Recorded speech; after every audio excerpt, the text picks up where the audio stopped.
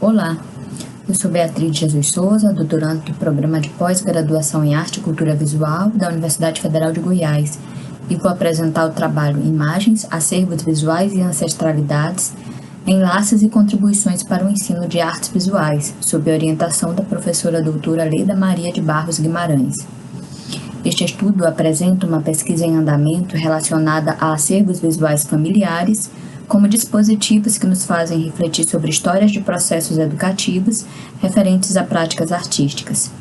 Esses acervos podem ser compreendidos como textos visuais que levam a problematizações sobre modos de ensinar e aprender vinculados a experiências de artesanias e conhecimentos ancestrais. Por enquanto, farei uma reflexão acerca dos entrelaçamentos entre acervos visuais, ancestralidades indígenas e dúvidas no processo de definição do objeto de pesquisa do doutorado que inicio. Posteriormente, eu espero aprofundar essa abordagem em trabalhos dedicados às categorias abordadas, situando a pesquisa no contexto dos estudos de cultura visual, visto que a análise de acervos visuais e narrativas poderá trazer importantes contribuições e promover a ampliação do campo de conhecimento. O estudo que apresento hoje surgiu seduzido por duas questões que parecem intimamente relacionadas à história e aos meus interesses de pesquisadora. De um lado, a possibilidade de analisar acervos visuais e processos educativos em um lugar chamado Aldeia, na Baixada Maranhense, onde localizei fortes elementos de ancestralidades indígenas e africanas nos modos de fazer artesanais. Por outro lado, chama atenção o interesse em compreender os modos de ensinar e aprender presentes nas produções visuais do povo Crepum-Catejê-Timbira, que se localiza na terra indígena Geralda Toco Preto, no município de Itaipava do Grajaú, no Maranhão.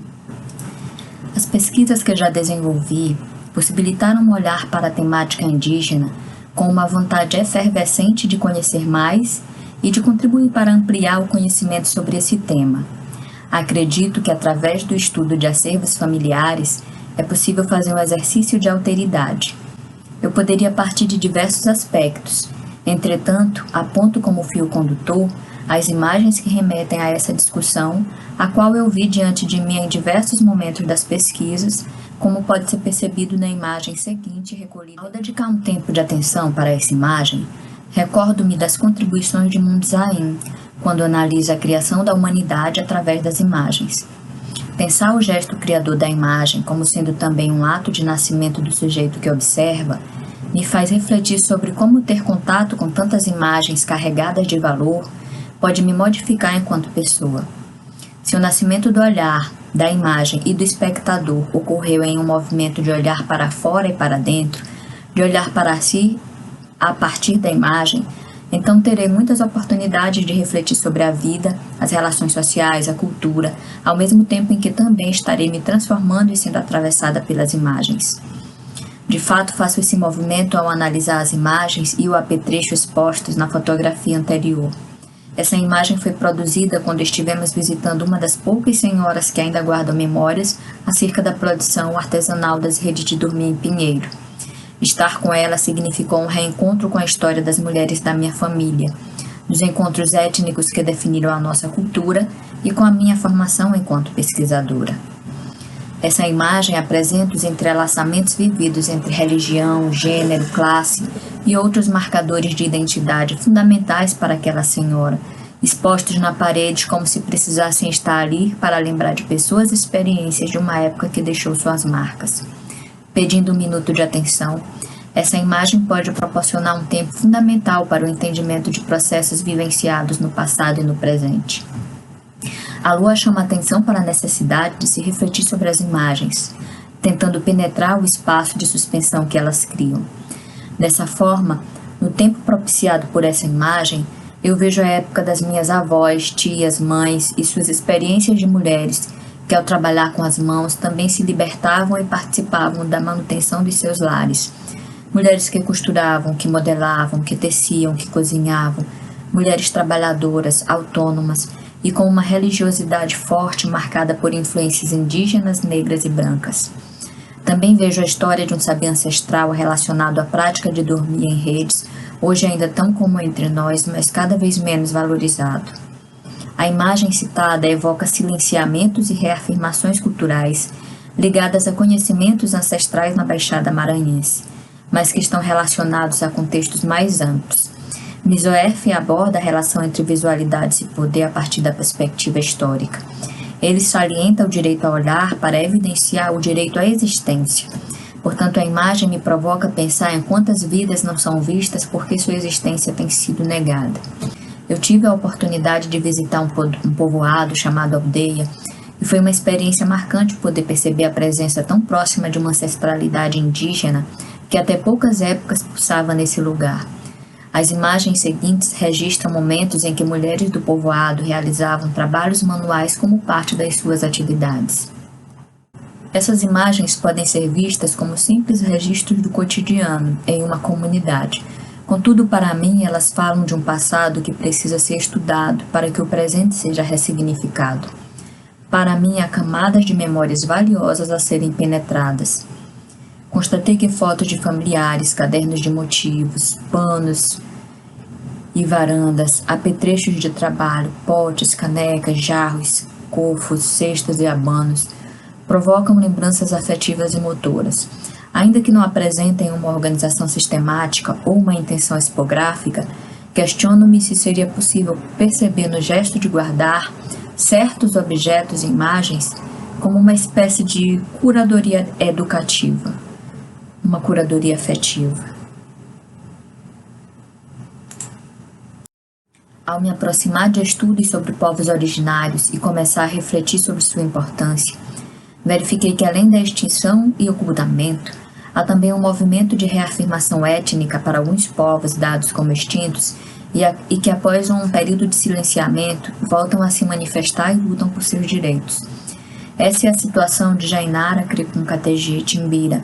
Eu senti que havia uma inquietação que não era apenas sua e que significava a necessidade mais profunda de que alguém olhasse para ela, de que alguém olhasse para o seu povo, para essas pessoas que só são vistas quando se manifestam publicamente em busca de seus direitos ou quando seu território é objeto de desejo.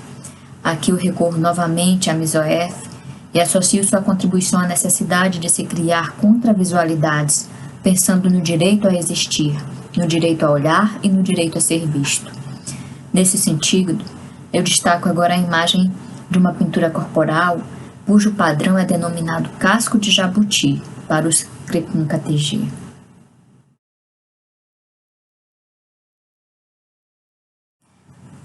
Eu tive contato com esse padrão ao conversar com Jainara sobre grafismos para a pintura corporal. Dentre as expressões visuais citadas, despertou meu interesse a sua descrição sobre o casco de jabuti. Para ela, este é um dos grafismos preferidos porque está associado à determinação e ao alcance dos objetivos. Afinal, embora o jabuti seja lento, ele consegue chegar e é capaz de se esconder e nunca ser encontrado. Imagens como essa apresentam uma significação que extrapola a leitura formal de elementos visuais e somente pode ser compreendida no seu contexto de construção. Para o não indígena, a semelhança visual é um elemento figurativo de referência esvaziado do seu conteúdo vital. Estudar o tema das produções visuais indígenas pode contribuir para ampliar nossa visão de mundo acerca das múltiplas formas de produzir visualidades e, a um só tempo, oportunizar a emergência de abordagens que tornem visíveis seus modos de existir e resistir. Esta pesquisa surgiu do interior das práticas docentes de artes visuais na educação básica e chegou aqui. Por isso eu espero poder colaborar no sentido de compreender como ocorrem processos de subjetivação e rememoração por meio de acervos visuais familiares e avaliar o seu potencial para atuar como ferramentas educativas que possam mediar conhecimentos geracionais e valorizar saberes ancestrais. Talvez seja possível projetar uma proposta pedagógica que objetive valorizar as curadorias locais em espaços informais com participação da comunidade, em prol do reconhecimento e sistematização das suas práticas artísticas visuais. Seria uma forma de aproximar os saberes e valorizar a diversidade cultural, promovendo práticas de olhar o entorno, dialogando com a sua própria história e compreendendo a complexidade das manifestações artísticas na contemporaneidade. Por meio desse estudo, estou interessada em me dedicar a pessoas que se apropriaram de um conhecimento fundamental em relação à produção de trabalhos manuais, mas que não estão nos espaços formais e oficiais do saber. Suas narrativas podem dizer muito sobre silenciamentos e afirmações identitárias. Imagens do seu contexto podem funcionar como ativadores de memórias fundamentais para a compreensão da sua história e da história dos outros.